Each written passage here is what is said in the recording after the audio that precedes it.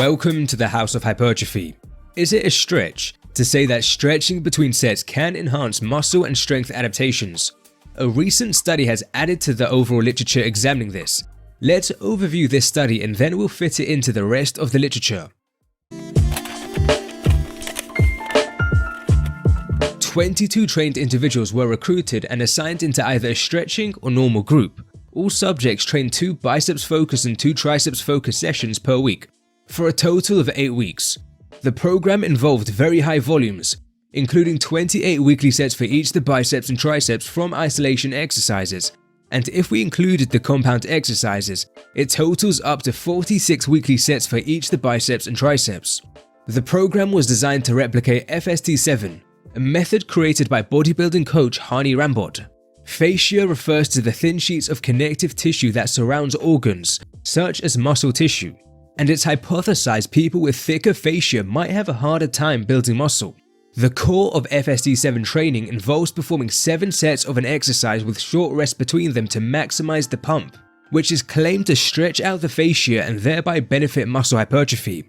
To be clear, FST7 itself doesn't directly involve stretching between sets. Rather, the claim is the pump is what stretches the muscle from the inside out by volumizing it. On bodybuilding.com's YouTube channel, there are actually a few popular videos documenting some FST7 workouts. So part of this study will actually provide an insight into the potential effectiveness of this training system.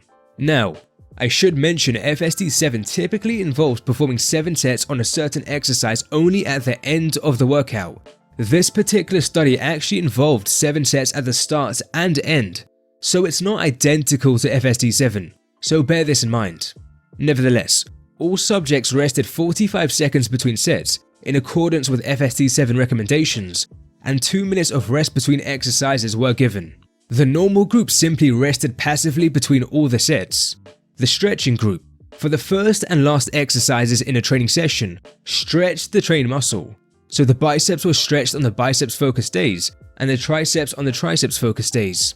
The stretches were held for the full duration of the 45-second rest interval, at a 70 to 90% pain and discomfort level. Both groups took every set to concentric muscular failure within the 10 to 12 rep range. Loads were adjusted each set in attempt to maintain subjects training within this rep range per set. Throughout the training period, total calorie, protein, carbohydrate, and fat intake were comparable between groups. Ultimately, total training volume was lower in the stretching group versus the normal group.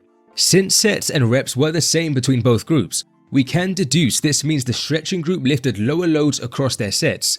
This makes sense, since static stretching can lower muscle force production. The stretching group likely would have had to reduce the loads across their sets to a greater extent to stay within the 10 to 12 rep range, causing them to accumulate lower total training volume versus the normal group. Despite this lower total training volume, 1 rep max strength gains on the biceps curl and triceps skull crusher increased comparably between both groups. Hypertrophy was measured through thickness of the middle biceps region, lower brachialis region, long head triceps upper region, and long head triceps lower region. Here are the hypertrophy results, showing the average increases for both groups with a 95% confidence interval, and the individual data points shown behind. Essentially, there was no difference between both groups, except at the long head triceps lower region, where average gains actually favored the stretching group. However, as the researchers mention, we should be cautious of this finding. In my view, the individual data underneath doesn't present a convincing picture of stretching between sets producing definitively more hypertrophy at this region. Many individuals saw similar gains with a few outliers on either side, which likely drove the average differences between groups. Overall, there were some pretty lackluster hypertrophy results for various subjects. Most subjects lost size in their lower brachialis, causing the average for both groups to reflect a decrease in size for this region.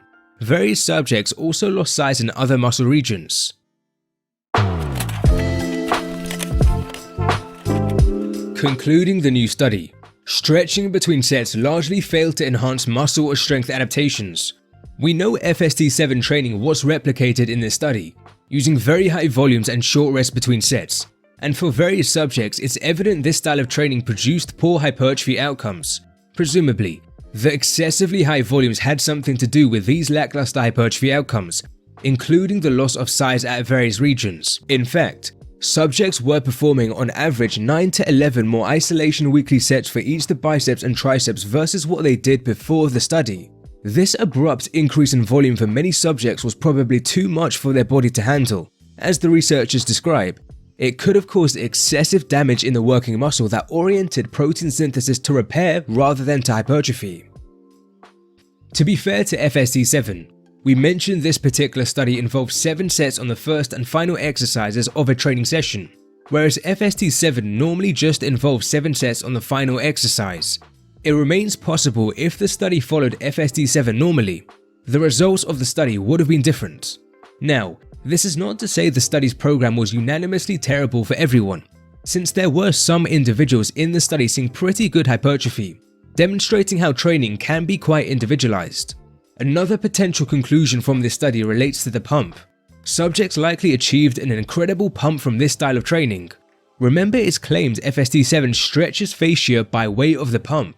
Yet, it's crucial I mention I'm unaware of any evidence supporting this notion. Moreover, as we've examined previously at the House of Hypertrophy, there's minimal evidence suggesting the pump directly or powerfully stimulates hypertrophy, and I feel this particular study indirectly further supports this idea, since various subjects experienced the lackluster hypertrophy. Now, there are numerous ways you can go about structuring a program designed for hypertrophy, strength, or even endurance.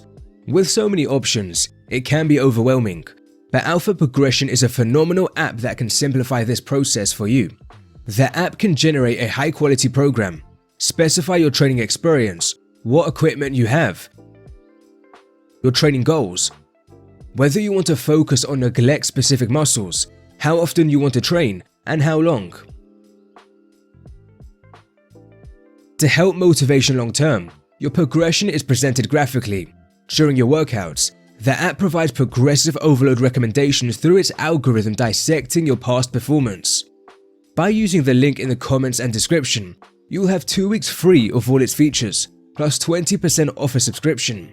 If you do purchase the app, the House of Hypertrophy will get 50%, so this sincerely helps to support these free videos. Thank you.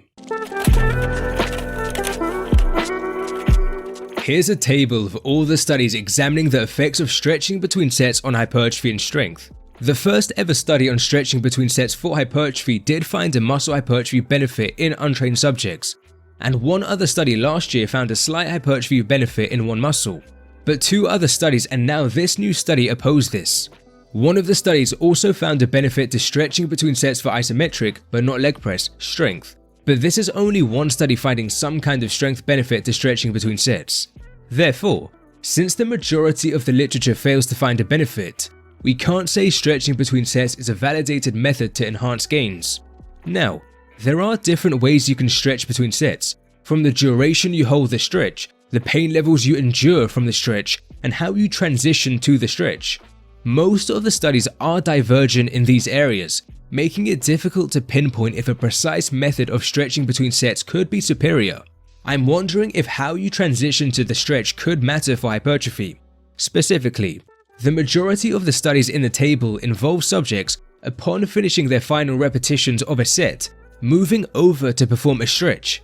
However, the study last year finding a benefit to stretching between sets for soleus growth involved subjects immediately transitioning into a weighted stretch after the final repetition of a set. This type of stretching between sets could benefit hypertrophy, because during the lowering phase of an exercise, the elements within muscles that produce stretching forces are in a stiffer state compared to if you just stretched passively. And so immediately transitioning into a stretch after the lowering phase theoretically takes advantage of these stiffer stretching forces, which could better signal hypertrophy. In fact, there's another study, which I did not include in the table, suggesting this type of stretching between sets to be superior. It's a study by Silva and colleagues, which reports to have found that immediately transitioning into a calf stretch after calf press repetitions benefited gastrocnemius hypertrophy. However, the reason I did not include this study in the table is because it's not published. The results of the study were merely presented at a conference. Nevertheless, it's possible this type of stretching between sets could benefit hypertrophy more than moving over to perform a static stretch. Yet, more research is needed to verify this, And it's worth mentioning, in the published study last year finding a benefit to this type of stretching between sets, it only benefited the soleus muscle, and the benefit was quite small. Moreover, the gastrocnemius didn't grow more with this type of stretching between sets, which conflicts with the unpublished Silver study since that reports a greater growth in the gastrocnemius. Let us not stretch out this video any further and proceed to our summary. With the addition of this new study, the majority of the published research fails to find stretching between sets enhances hypertrophy or strength, but none of them finds compromised hypertrophy or strength either with stretching between sets. The studies are divergent in the precise ways through which they had subjects stretch between sets, so it remains possible a particular way to stretch between sets could be superior. I'm wondering if immediately transitioning into a stretch after the lowering phase could benefit hypertrophy, but there's limited evidence that can properly validate this for the time being. Finally, I have a free ultimate guide to bench pressing ebook that covers these areas. Feel free to get it in the link in the comments and description.